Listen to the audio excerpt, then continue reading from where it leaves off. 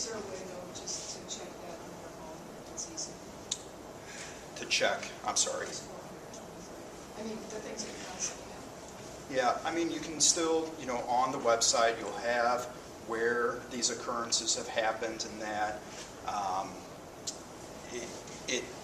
If you say that you've heard, somebody got their garage broken into on your street, feel free at any time to call the NSI office. We'll be happy to go ahead and talk with the police and see if we can release any information about that. But there's a lot of incidents that may be pertinent to you or your block, but not the entire Central West End. But you're saying those are noted, even if they're not. Correct. And that's what, every day Sarah is looking 2 or 3 hours just at the stats and everything that's come out, the day before. Okay.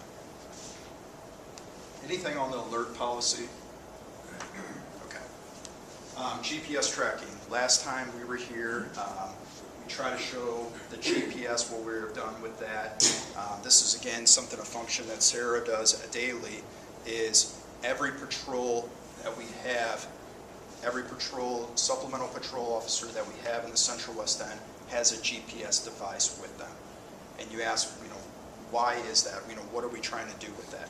Well, one, we're trying to make sure that the officers are out there, that they're getting out there on time, that they're actually doing their functions, what we need them to be doing. They're patrolling all the areas, that we have.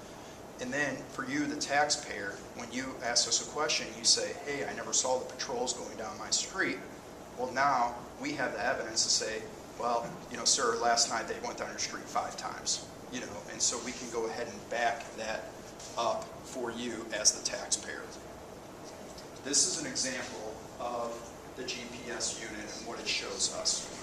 You'll see right here that it talks about the start time. So this is A1 security. And this is when they were working the Southeast SPD, and they worked midnight to 8 a.m. And so it shows that they got out at 11:51 p.m., and they ended at 8 a.m., and then this shows exactly where they were during their time, their patrolling. And so we could actually go back and look at, okay, there was an incident that happened at 3 a.m. on that night.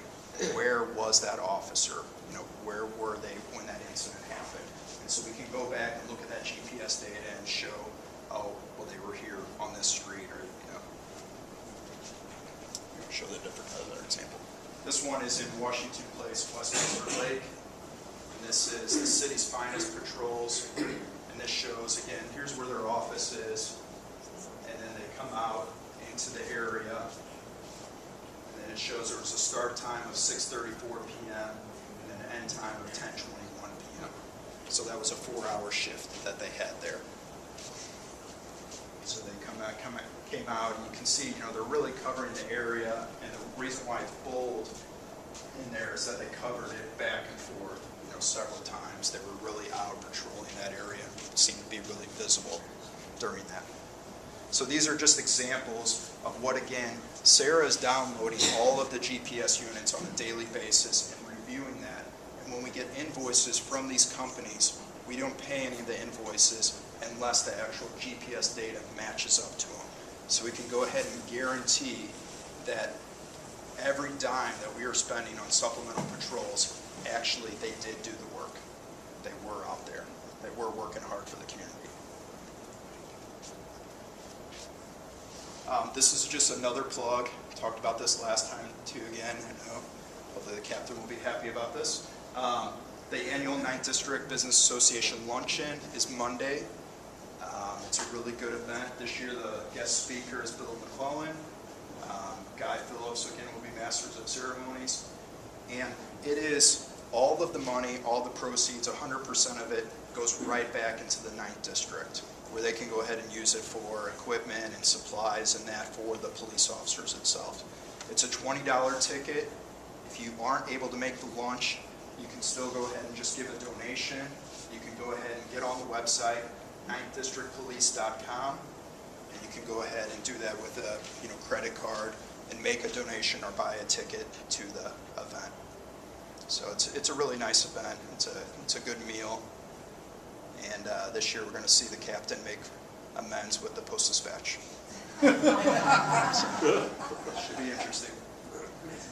Speaking of the captain, we do have some good news. I know everybody was a little apprehensive, a little worried about this robber that was going around, and it was definitely scary incidents that were occurring.